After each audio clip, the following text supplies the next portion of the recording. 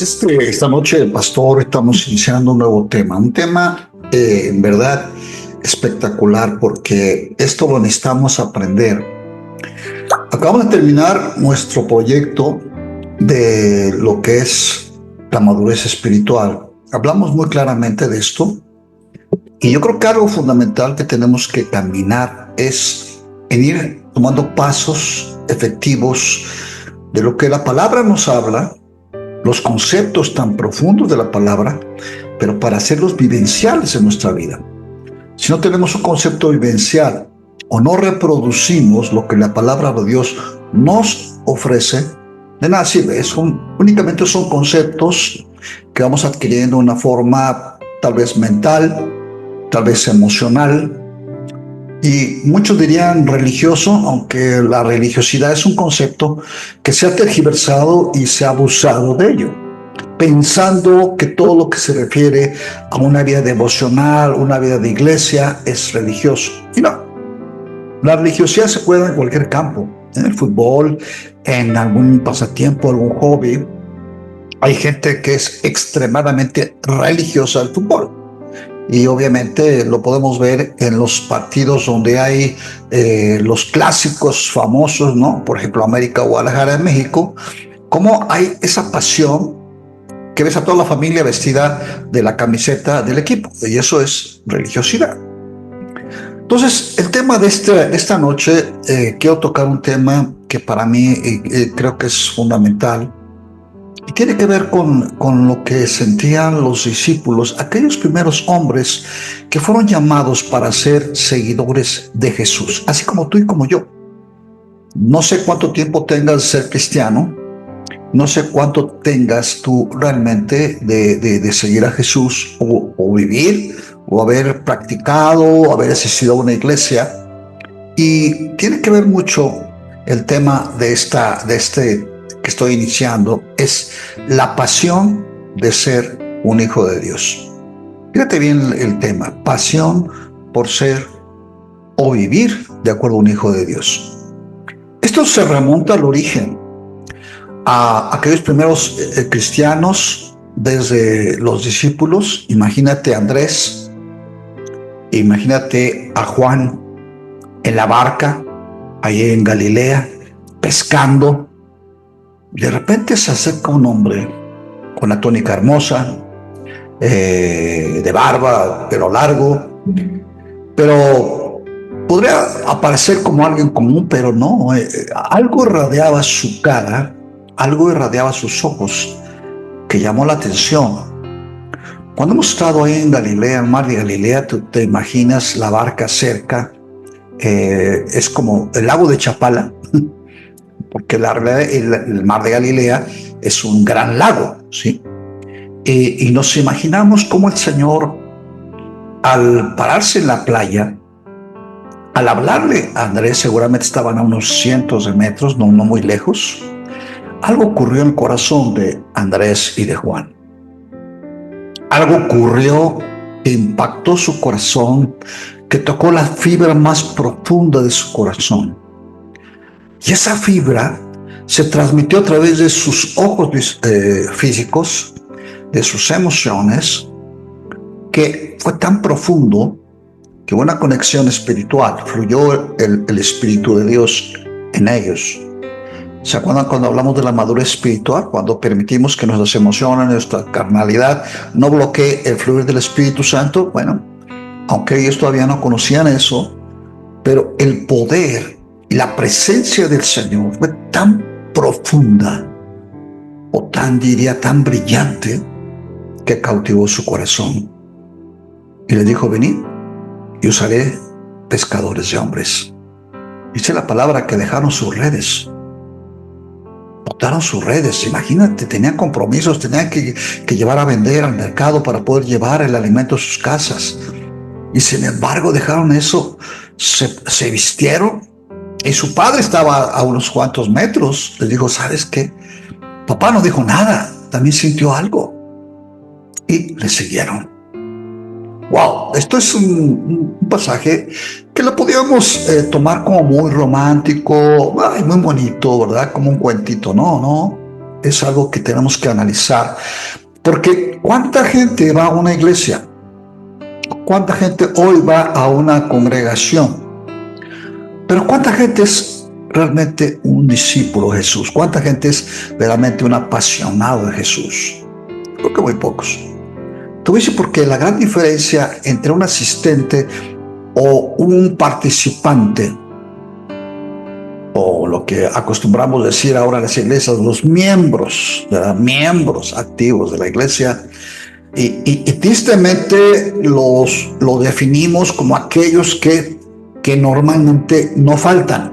Fíjate. O sea, la condición es para ser un miembro de una iglesia que no faltes. Segundo, que aportes, o sea, que diezmes, que ofrendes.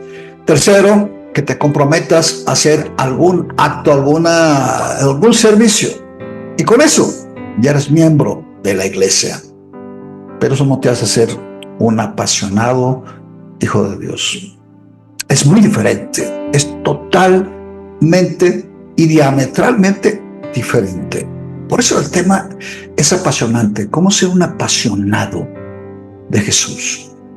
Y yo lo que descubro en la palabra de Dios es ver la trayectoria de Pedro, de Juan, de Andrés, Mateo, imagínate, Mateo era un hombre acaudalado, era un hombre que tenía recursos, aunque era odiado por su pueblo porque era el que les cobraba los impuestos.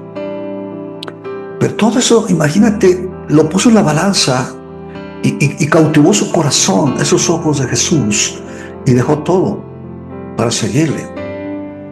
Y así cada uno de los 12 discípulos, a excepción de Judas, que movió su corazón para que fueran seguidores de Jesús. Uno de los temas más complicados que tenemos hoy en día como pastores, se los digo, hay gente que va a las iglesias porque es una necesidad emocional, una necesidad cognitiva. Ahora que ya estoy estudiando psicología, se los puedo decir, es una necesidad interna de grandes vacíos que tenemos en nuestra vida. Vacíos de soledad, vacíos de aprecio, vacíos de reconocimiento, vacíos de respeto, vacíos de compañerismo, etcétera, etcétera, etcétera. Y la gente va a las iglesias y reviven eso. ¿Por qué? Porque llegas a la iglesia, hay gente que te abraza o te diga, ay, hermano, qué bien, qué bueno estás, gusto verte. Cuando viene la alabanza, hermosa la alabanza, siempre la alabanza va a ser hermosísima, Así que estén desafinados los músicos, si se alaba al Señor, y verdaderamente, aunque sea un músico, esté conectado con el Espíritu Santo, fluye el Espíritu de Dios. Y eso llena a la gente. Y la palabra también siempre va a ser eficaz, aunque lo predique quien lo predique, ¿sí? Algo puede ser un show de herejías, pero mejor todo un pasaje de la palabra, eso también va a ser alimento. Entonces eso trae como un bálsamo, como decir, ay, qué bien me sentí, wow, ¿no? Y sale ese domingo, o ese sábado, o ese jueves, a su vida normal. No, a lo mejor ese dice, está bien, dentro de 15 días voy, o tal vez dentro de un mes vuelvo ahí, cuando me sienta como que ya necesito algo. Entonces hay tres tipos de personas que, analizando esto hace unos años, hice unos círculos de compromiso. Recuerdo bien, lo tengo en un material que escribí, y en esos círculos de compromiso me acuerdo que puse en el centro aquellos que están comprometidos, los que están apasionados a un dar más allá de su vida, aquellos que están en el centro, que yo los llamo como los discípulos, los que entendieron la profundidad del llamado, que no tan solo se comprometieron, sino que aún dan el paso adicional, decir, no importa, aún mi vida la doy. Es el mismo caso de los discípulos que murieron, ¿verdad? Aquellos cristianos que murieron en el circo romano. Después viene otro círculo concéntrico, es el círculo central, luego viene otro círculo concéntrico, que son aquellos que les llamamos miembros, ¿no? Los que comentaba yo hace un momento. Aquellos que no faltan, aquellos que ofrendan, que diezman, que siempre están dispuestos, aquellos que dicen en qué podemos servir, ¿sí? y son los miembros, y no son malos, ¿sí? Pero muchos de ellos, fíjate bien que ellos, muchos de ellos, lo hacen porque se sienten en compromiso con la vida. Fíjate, porque tal vez fueron formados por sus padres como gente que tenía que cumplir, que tenía que estar a un tiempo, que tenía que hacer todas las cosas correctas. Hace unos años tuvimos unas familias así, eran así como decimos cuadrados, pero eran súper responsables. No, wow, eran lo que yo les decía, eso es lo que hacían. ¿Está bien o está? No, está bien, pero hay un detalle. Falta ese punto importante que sintió Andrés, Juan y Pedro cuando vieron los ojos de Jesús. Esa cautividad, no digo no cautividad, sino imagínate el momento en que vieron los ojos del maestro, ¡pum!, captó su corazón, ganó su corazón. Eso es lo que realmente hace que una persona sea un apasionado de Jesús. Ahora, cuidado, cuando hablamos de ser yo soy un apasionado de Jesús, coloquialmente podríamos pensar, este es un religioso, no, este es un fanático, no, olvídate. No, nada tiene que ver con fanatismo. Una persona apasionada es aquel que se ha enamorado del maestro. Y como añadidura, fíjate bien lo que voy a decir, como añadidura, yo me comprometo con él.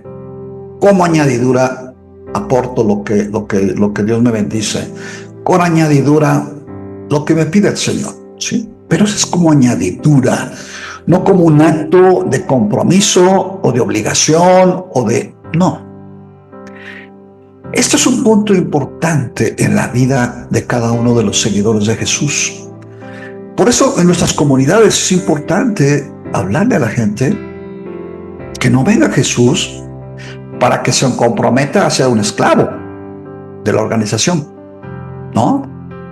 Y tampoco es como que, ¿sabes qué? Tienes que diezmar, tienes que dar ofrenda, tienes que hacer esto, tienes que venir, como lo hemos hecho en muchos años.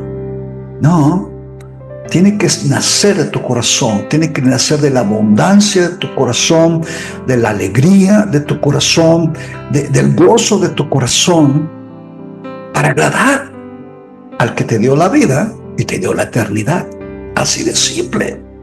Eso es apasionado. A veces la palabra pasión la confundimos con el acto romántico, sexual, ¿verdad?, entre un hombre y una mujer, y está correcto. Pero en el ambiente o en el marco de la relación entre yo y Dios, va más allá, porque esa es la relación filial de papá e hijo, ¿sí?, de siervo y de Señor. Esa es la parte profunda que nos liga. Que a veces estamos con tristezas porque pasamos en este mundo, estamos en un mundo caído y obviamente pasamos muchas circunstancias muy difíciles, ¿cierto? Pues cierto. Pues aún así ese cordón de plata que dice Eclesiastés nunca se va a romper. ¿Por qué? Porque ahí viene la gracia de Dios, el consuelo y la paz, la seguridad. Y aunque ande en valle de sombra y de muerte, no temeré mal alguno. Hay una liga. Por eso dice la Escritura en Mateo capítulo 7, 22, dice, cuidado. Este pasaje es tremendo porque dice, muchos en aquel día me dirán, Señor, pero es que yo iba los domingos con Hugo. Señor, pero yo iba, no sé, a Amistad Cristiana.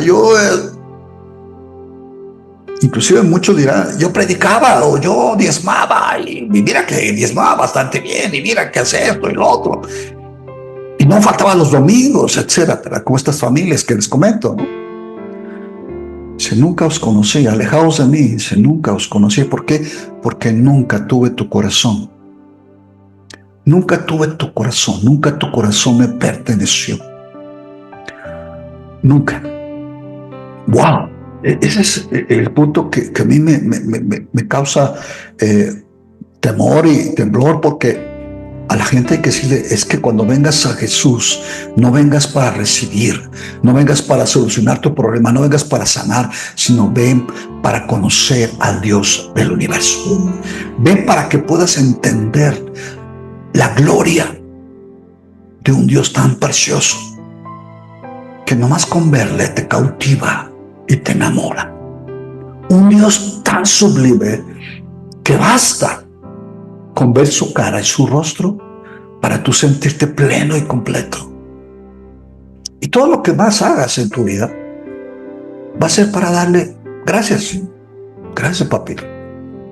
Cuando sirvo, cuando voy a predicar, cuando voy a un enfermo, cuando deposito lo que Dios me ha dado en mi trabajo y aquí está la bendición, cuando alguien está enfermo y le doy, cuando, no sé, la gente en la calle lo hago. Eso es gratitud de lo que tanto que Dios me ha dado. Por eso este tema de la pasión de los seguidores de Jesús la quiero extender un poquito más allá porque nos va a hablar mucho de los evangelios. Así que, mi amado, que me estás escuchando en esta noche del pastor, yo te voy a hacer una pregunta. ¿Qué tan apasionado eres de Jesús? Y no te confundas, no es religiosidad, olvídate. No tiene que ver nada con un fanático, ¿no? Porque un día escuché que cuál es la definición entre un fanatismo y un radical. El fanático mata por sus ideas, pero el radical muere por sus ideas. Y en verdad, tenemos que ser radicales delante de Dios. Y no es porque yo te diga, ¿por qué faltaste el domingo? ¿Por qué no viniste? ¿Por qué esto? Porque ese es el tema de los pastores. Esos temas que cada domingo dices tú, ¿dónde están? Hay muchísimas explicaciones. Es que yo no puedo, porque tengo que hacer esto, es que yo no puedo. Bien. Eso no te preocupes. Porque dice la palabra que donde está tu tesoro, ahí estará tu corazón. Yo no me refiero a una persona que trabaja porque tiene una obligación de trabajar. No. El domingo, se advierte, ¿no? Aparte de nuestras comunidades, como les hemos explicado, nuestras comunidades van a ver nuestras reuniones. Algunos van a tener una reunión el jueves. ¿Por qué? Porque esa reunión de esta comunidad del jueves es porque los domingos trabajan. Entonces, el único día que descansan son los jueves. Para ellos, fíjense bien, el séptimo día es el jueves, ¿no? Porque dice la palabra de Dios que 6 días trabajarás, mas el séptimo día descansarás. Y así es. Para que no seamos tan legalistas, decir, no, es que tiene que ser el domingo. No necesariamente. Sí, el domingo es una reunión, claro, por sí, pero puede haber miércoles o martes, muchos que tienen trabajo. Mis amados, este es un tema sencillo, pero creo que es fundamental. Porque hoy que estamos iniciando todo el proyecto Life Community como un proyecto de Dios, de retornar al origen.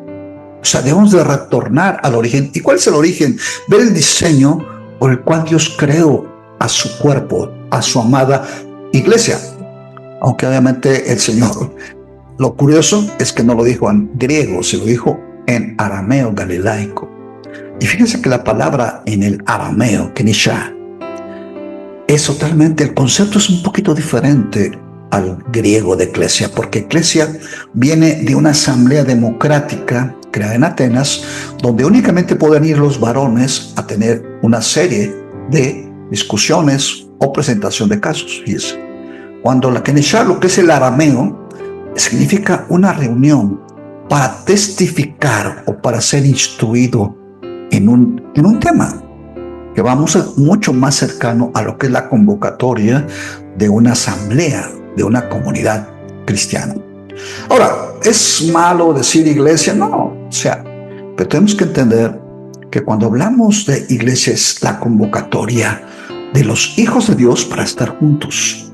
Puede ser una catedral, puede ser en un auditorio, puede ser un auditorio, es una casa. Yo creo que la casa, fíjense bien, sin caer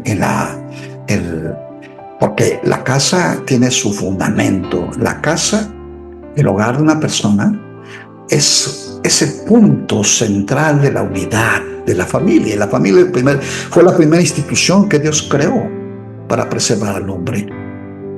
La segunda institución que Dios no creó, sino fue el hombre la que lo creó, fue el gobierno humano. Cuando sale de Edén, Adán y Eva, ellos se perdieron, ya no tenían la relación con Dios. Tenían que depender de los 5 sentidos, y vamos a ver la historia, a través de la historia, cómo el hombre tiene que buscar agruparse, ¿verdad? Las tribus, los pueblos, todo eso, para protegerse. Vemos toda la historia, las diferentes guerras, todo eso. ¿Por qué? Porque el gobierno tenía que tener una fortaleza hasta el día de hoy. Y es bueno, no voy a criticarlo, pero es humano. Pero la tercera institución es el Nisha, ¿ok? La iglesia, la asamblea, el cuerpo de Jesús, el grupo de seguidores, de apasionados por Él, el que compone su cuerpo. Esto es muy importante, por eso este tema que estoy iniciando, los apasionados de Jesús, ¿cuáles son las características? Quitando toda capa de religiosidad y de fanatismo, porque eso es lo que ha perjudicado por años y años la vida de la iglesia. Tú ve a cualquier congregación y vas a encontrar este tipo de personas. Y créeme lo que el Espíritu Santo dice: yo quiero tu corazón. No me pongas tantas cosas, no te llenes de tantos modos, ni te pongas restricciones tanto. Claro, no estoy hablando de libertinaje, estoy hablando de que hay una pasión por caminar de acuerdo a los preceptos que están en la palabra de Dios. Entonces, mis amados, ese es el tema. Vamos a pasar a la sala de reflexión. Les invito a que se puedan conectar. Y yo sé que esto va a ser una bendición para muchos. Por eso quise iniciar este tema. Así que bendiciones. Nos vemos el próximo miércoles. Voy a continuar. Los apasionados de Jesús. Y yo diría los apasionados de Jesús de acuerdo a los últimos tiempos. Fíjate bien, recuperando las características de aquellos primeros seguidores de Jesús, que no les importaban ni las formas, ni los modos, ni los procesos. Únicamente servir a aquel con el cual se habían enamorado hasta la muerte. Cuídense mucho. Ok, nos vemos el próximo miércoles. La bendición del Señor está con ustedes. Gracias, bendiciones.